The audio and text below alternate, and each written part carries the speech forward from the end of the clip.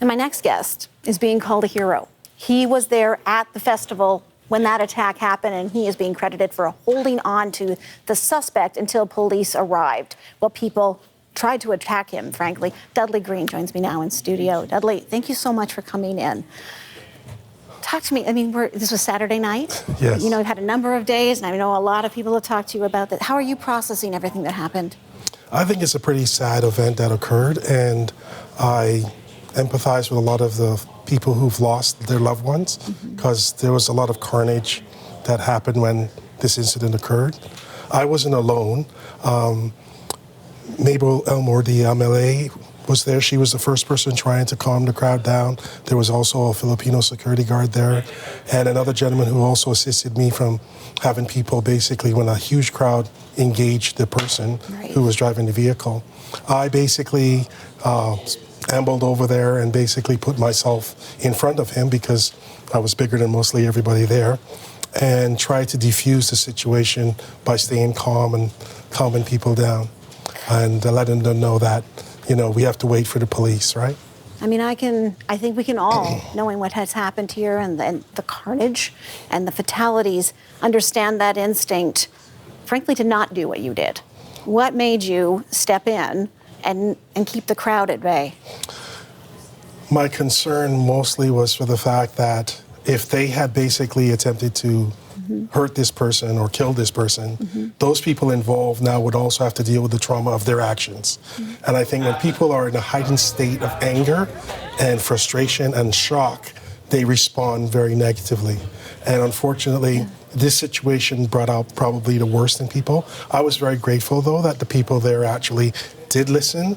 My only heartbreaking thing was one of the parents approached me of a child that was hit and asked me to move aside. And I said to him, I looked in his eyes and I could tell. It was like, I could feel what, if it was my child, what I would do. And I said to him, if you do what you're thinking, who's going to look after your family? And he started to cry, and he said that this person deserves to die. And I said, even if that's the case, let's just wait for the police to come. And basically, I stayed there until the police arrived. He was arrested, and then I just left. But a lot of people have contacted me and said, you know, what you did was really admirable. How did you manage to do it? And I just think, like I said, I spoke to my mother about this, and she said to me, one of the most difficult things that human beings have to deal with is doing the right thing in difficult circumstances. I mean, that has to be one of the most difficult circumstances. Did that driver, what did he say? What was happening? He was behind me, and all I kept hearing him say was, I'm sorry, I'm sorry, I'm sorry, I'm sorry, I'm sorry, I'm sorry. That's the only words I heard come out of his mouth. You know, on Sunday, I was listening to the Premier at his press conference talk, and he wanted to thank, we didn't know who you were at that time, but he said he wanted to thank those who did exactly what you did, stood in front and allowed the course of justice to take place, and rather than seeking immediate justice, as so many people at the scene wanted to have happen. What do you make when people say, I mean, you're a hero? How do you respond? Well, I was asked that question earlier today, and I basically responded, I don't really think I'm a hero. I think I just made the right decision in that particular circumstance to do what I thought was the right thing to do.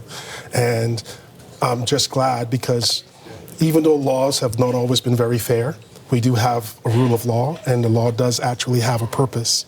And I think that's one way for people to get some sort of resolution, whether it's good or bad, in the outcome that they like. But at the end of the day, that person needs to pay and take personal responsibility for their actions. And the only way that's going to happen is if we have a legal process to make that happen. Regardless of their situation, they still have to take responsibility for that. So I think being there to facilitate that to happen is something that I was really happy I had an opportunity to do. There's a day of mourning that's been declared for tomorrow. There's going to be a big match. How are you going to be marking tomorrow? Well, for me, it's been a bit of a challenge, because I myself have even talked to a therapist, because it was a lot to take in. And Good for you. emotionally, it was very hard. And a lot of my friends, a lot of people have contacted me and said, how are you doing? How are you managing? And for me, it's like, I just feel the sadness. And I think it's throughout the city. Like, people just are in shock and very saddened by this entire event and that community that's been devastated as well.